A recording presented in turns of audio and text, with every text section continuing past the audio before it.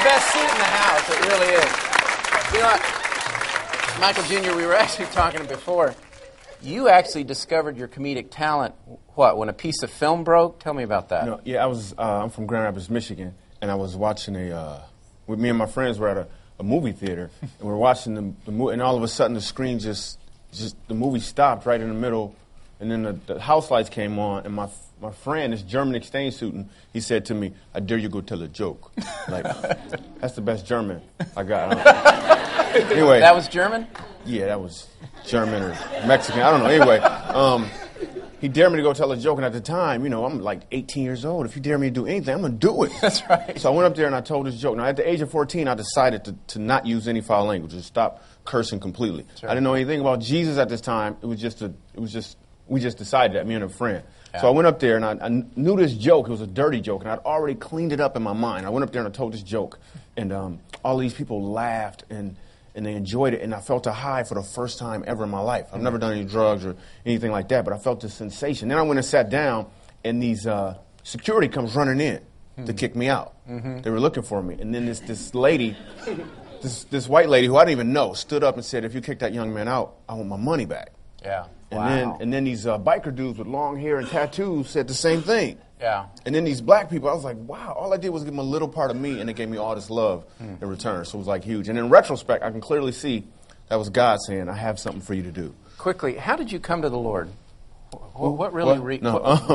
Jesus. You know what? I had a manager. I did a show. George Wallace, who you've had on the show before. Sure. George Wallace saw me in New York City, and he said to me, wow, you're very funny.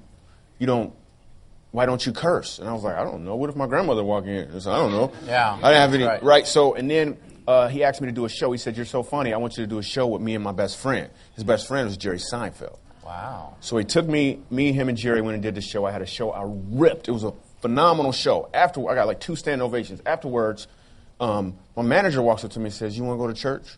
I was like, church?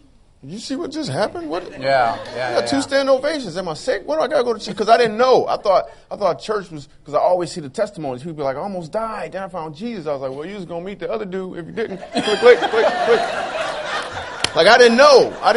Right? That's what I thought. That's all I saw. Yeah. So, and then he invites me to go to this, and then his fiance says, you want to go to church with us? His fiance was beautiful. Yeah. At this point, I didn't even know pretty people went to church. I'm going to be honest with you. I didn't even know, because when I was 7 years old, when I was 7, all I saw was them. I didn't know. Yeah. So I went to this church.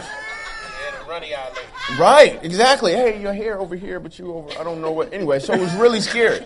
And then I go to this church, Christian Culture Center, Brooklyn, New York. Woo! A.R. Bernard, man. Oh, yeah. Bringing it. I mean, this dude is talking about Jesus, and that's all he doing. He talking. He not screaming. He not yelling. He don't got no perm. He just talking about, and he just talk. And then he did an altar call. Yeah. And he said, if you want to give Jesus into your life, just come on down. And I wanted to go down, but I said, no, I'm not gonna go. I wouldn't.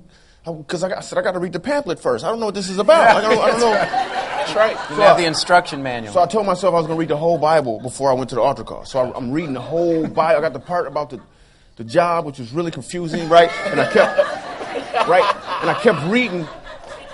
I kept reading, and I kept going to church. I kept reading, and I kept going to church. Then I got to the part in Matthew where it said that Jesus Christ died for me. Right. I'm 27 years old at this point. I didn't even know that Jesus died for me until I read it right there. I'd been to church, I'd seen this stuff on TV, but none of it was clear enough for me to receive it until I read it myself right there. Wow. 27 years old. And then I read it, I didn't even know he died. Then I turned to Mark, and he died again. I was like, what? What's going on? I don't know.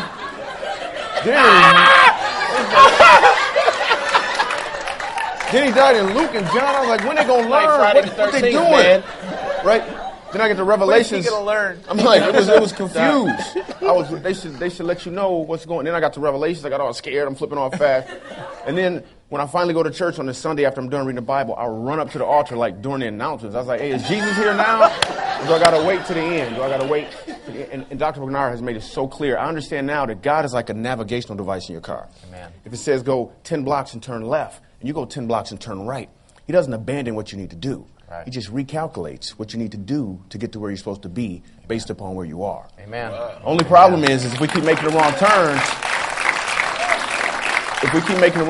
the road conditions are going to be different, and we're running out of time. So